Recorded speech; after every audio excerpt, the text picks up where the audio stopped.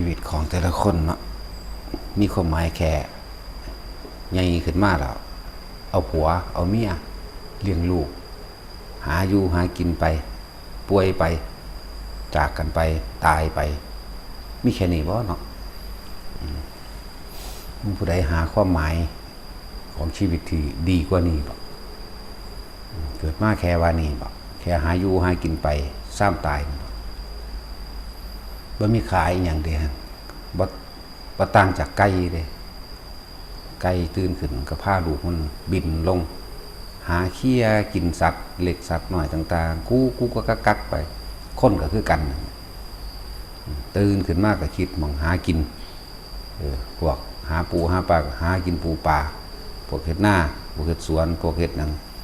ก็เพื่อสิหามาเขาจะซื้อกินนั่นแหละทั้งสั้นแหละส่งลูกเรียนจบสูงจบนั่นนี่มากเอาผัวเอาเมียเพื่อสิหากินแค่นั้นแหละแล้วก็ป่วยไปตายไปบ่ได้ดังใจ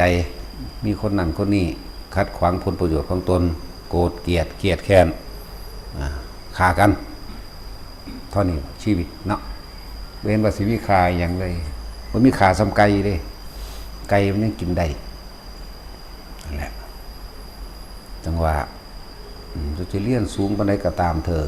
เขาเห็นว่าสิ่งที่เลี้ยนมากนั่นสิซอยให้ผู้ใดประสบความสุขความมีอยู่มีกินได้จะก็เลี้ยนมากแค่ว่าสิเฮ็ดอาชีพเพื่อสิประกอบอาชีพเจ้าของเองอยู่กับผัวอยู่กับเมียอยู่กับลูกแต่ละมือแต่ละเว้นสาละวนแต่ความอยากได้นั่นอยากเป็นนี่ผู้มีลูกบังคับให้เลี้ยนจังสั่นเลี้ยนจังซี่ให้เฮ็ดนั่นเฮ็ดนี่ตามใจเจ้าของหรือตามความเห็นเจ้าของนั่นแหละจบปริญญาตรีเป็นนั่นเป็นนี่โทเอกจบมากก็หาผัวเมียแล้วก็เลี้ยงลูกเป็นวงจรกันไปเป็นวงจรหมุนวนอยู่อันเก่าผู้นั้นเฒ่ามากเขาก็เป็นตาเป็นยายเป็นปู่เป็นย่าเบิ่งลูกหลานเป็นห่วงลูกหลานย่านบ่มีอยู่บ่มีกินจากนั้นก็เก็บให้ได้ป่วยเบิ่งกันดูแลกันแต่ว่าก็ผิดใจกันหมุนวนอยู่ซ้ำเก่านี่คือไก่นั่นแหละเคี่ยกินห้างเตียกันแย่งอาหารกันจิกตีกันตอดกันไก่น้อยกับไก่น้อยสิจิกตีกันตอดกันแม่ก็ค่อยหามค่อยยังไปเลยมีอยู่แค่นี้บ่ชีวิตคนเนาะเคยคิดสิสร้างประโยชน์ที่มันเป็นสาธารณะอันเป็นกุศลที่นำความสละความเห็นแก่ตัวของเจ้าของออกได้มีพระพุทธเจ้าท่านได้บอกสอนได้พ่อแม่เฮานั่นบ่ได้สอนให้ลูกไปเป็นอรหันต์เด้บ่ได้สอนให้ปล่อยให้ว่างให้ละออกให้เสียสละเพื่อโลกเด้มีแต่ให้กอดโลกไว้มีแต่เกาะกลุ่มโลกไว้ให้รวยให้มียศถาบรรดาศักดิ์ให้มีอำนาจให้อยู่สุขสบายนั่นแหละมีเท่านี้แหละคนทั้งโลกสอนกันก็เลยแล้วก็แล่นหาคำว่าพึ่งสิ่งศักดิ์สิทธิ์กับพึ่งเพื่อกิเลสตัณหาเจ้าของเองพึ่งโดยความเห็นแก่ตัวของเจ้าของเองสิ่งศักดิ์สิทธิ์ใดก็ตามที่คนเข้าใจว่าสิ่งศักดิ์สิทธิ์นั่นแหละแล่นพึ่งหาก็เพื่อสินำมาซึ่งประกอบอาชีพของเจ้าของเองหนุนเจ้าของเองเพื่อให้ได้ลาภสักการะหลายๆเพื่อให้เจ้าของรวยเพื่อให้เจ้าของเป็นนั่นเป็นนี่มีอำนาจเพื่อสิข่มเหงหมู่แต่นั่นแหละชีวิตแล้วก็ตายไปพวกหากินซ้ำตายบ่ตังอย่างดอกกับไก่เคี่ยกินแลนจิกกินหมดกินแม่งไปนั่นแหละหาอยู่หากินเจอกันก้อยไก่ครอบครัวนี่พาลูกหากินไก่ครอบครัวนั้นพาลูกหากินไปเจอกันแย่งหม่องเคี่ยกินกันตีกันลูกก็แซวไปคนก็คือกันเลยเวลาไปผิดไปเถียงกันลูกไผลูกมันพ่อไผแม่มันเข้าข้างกันโยกพวกใส่กันตีกันแค่นี้เนาะนั่นแหละบ่ได้เห็นบ่ได้ฮู้ว่าความเหตุทั้งใดมันสิออกจากการเวียนว่ายตายเกิดตัวนี้เหตุทั้งใดมันสิออกจากการมาหากินอีกนะจังว่าผู้ใดบ่ฟังธรรมบ่มีทางที่สิรู้ ที่เฮ็ดให้ทำให้ตัวเองพ้นออกจากการมาเกิดแล้วก็หากินสร้างตายการไม่แย่งไม่ชิ่งกันชิ่งเอาคนมั่งชิ่งเอาที่ดินมั่งชิ่งเอาเงินเอาทองชิ่งเอาต้นไม้ชิ่งเอารถชิ่งเอาชื่อเสียงมีแต่แย่งชิ่งเนาะการที่สิสละออกมีบ่เนาะสละออกนั่นแหละจังว่าผู้ใดเห็นไพ่ในการเวียนว่ายตายเกิดผู้ใดเห็นทุกข์ผู้นั้นก็จะเห็นความจริงของชีวิตถ้าคำว่าการเห็นเนี่ยต้องเกิดจากการได้ยินได้ฟังผู้ใดบ่ฟังธรรมก็บ่มีทางดอกที่สิหาวิธีออกจากทุกข์ให้เจ้าของได้บ่มีทางเลยจมยุ่งสั่นนั่นแหละส่วนพระพุทธเจ้าให้ทางเฮาแล้วขึ้นอยู่กับว่าเฮาสิเดินไปจนสุดทางหรือไม่เราเริ่มเดินเฮาสิเริ่มต้นเดินหรือไม่แล้วก็เดินไปให้สุดทางหรือไม่เป็นแนะนำเฮาแล้วขึ้นอยู่กับตัวเฮาเองเด้เพิ่นเฮ็ดให้เฮาบ่ได้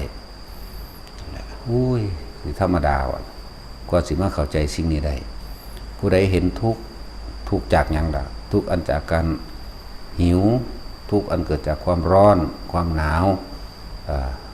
ความเจ็บป่วยเป็นโรคนั้นโรคนี้ปวดหัวปวดแขวปวดหลังปวดแข้งปวดขาเมื่อยล้าอ่อนเพลีย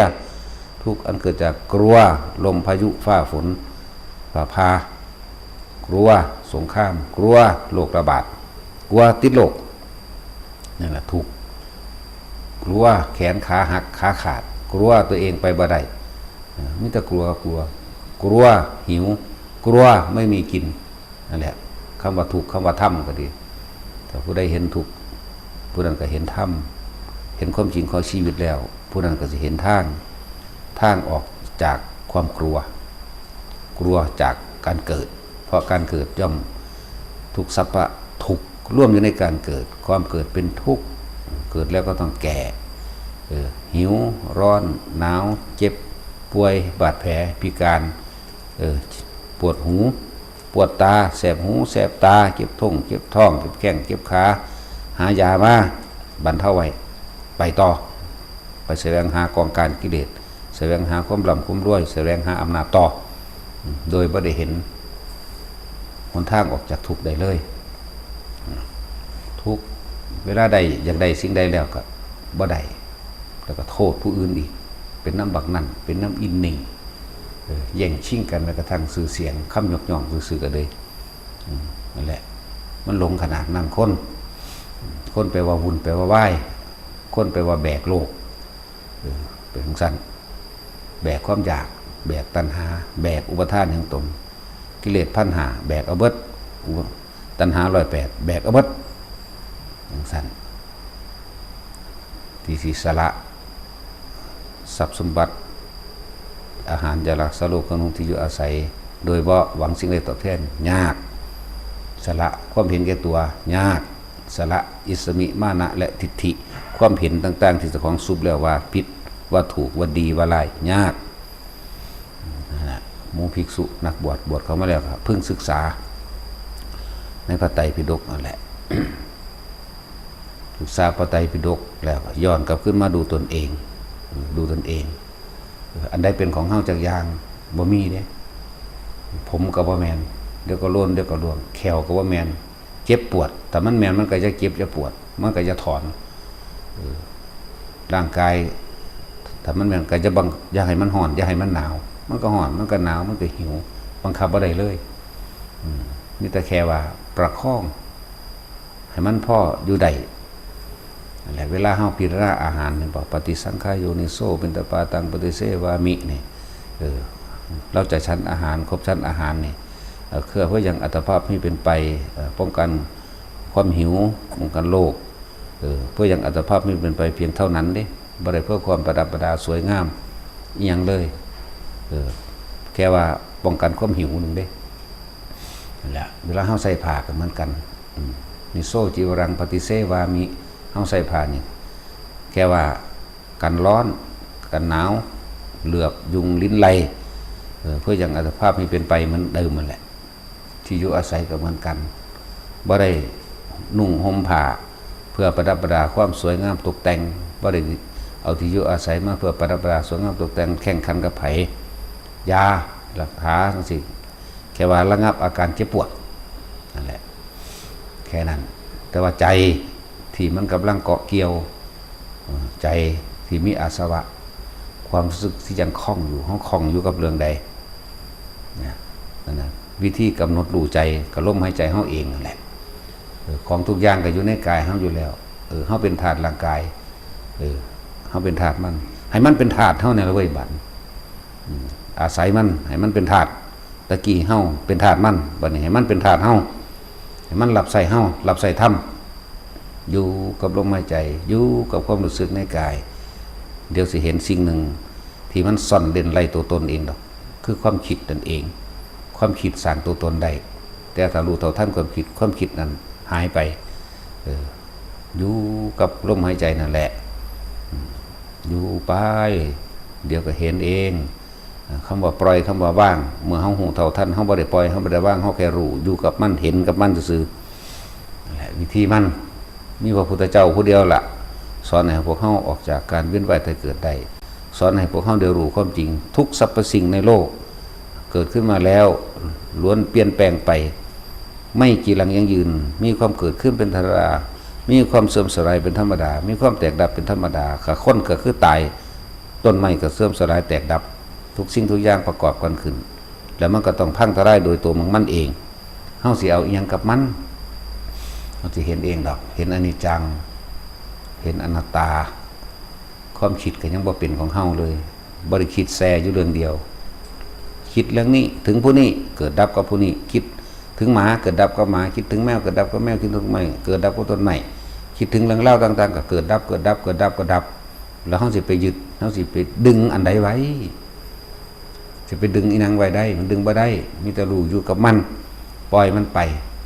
นั่นแหละตาเห็นรูปหูได้ยินเสียงจมูกได้กลิ่นกลิ่นได้รสกายสัมผัสรู้สึกแข็งหรืออ่อนร้อนหรือหนาวในกายปล่อยให้เบิดอย่าไปดึงมันมาไว้ในความคิดให้มันจีรังอย่างยืนตราบใดที่เขายังปล่อยความคิดว่าไรนะแต่เขาก็ไปเกิดตามสิ่งที่คิดเองแหละรู้ให้มันทันอาศัยลมหายใจอยู่ไปเรื่อยเฮ็ดไปเรื่อยนะโดยบ่ต้องขาดคะเนเด้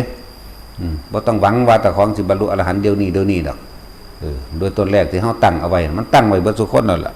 แล้วก็ลืมซะแล้วก็ทำปัจจุบันขณะให้ดีที่สุดปัจจุบันขณะนี้คือลมเข้าลมออกอยู่กับความรู้สึกอันต่อเนื่องด้วยลมอาการปิติเกิดปราโมทย์เกิดมันก็ผ่อนมันก็คลายของมันเองแล้วปัสสัทธิจิตผ่อนคลายเมื่อมันผ่อนคลายอะไรจะไปถามหาความว่างมันว่างอยู่แล้วถ้าเมื่อไหร่ที่เราถามหาความว่างถามหาความสงบเมื่อนั้นไม่สงบจงรู้ดูลมหายใจดูความรู้สึกในกายแค่รู้สึกเพียงกายแต่จิตไม่คิดไม่นึกความรู้สึกอันเป็นความพอใจและไม่พอใจเกิดขึ้นได้พบนั้นย่อมดับไปจิตไม่มีที่ตั้งวิญญาณก็ไม่อาจสามารถเกิดขึ้นได้ดับวิญญาณหมายถึงความรู้สึกพอใจหรือไม่พอใจเกิดขึ้นไม่ได้พบกับดับเป็น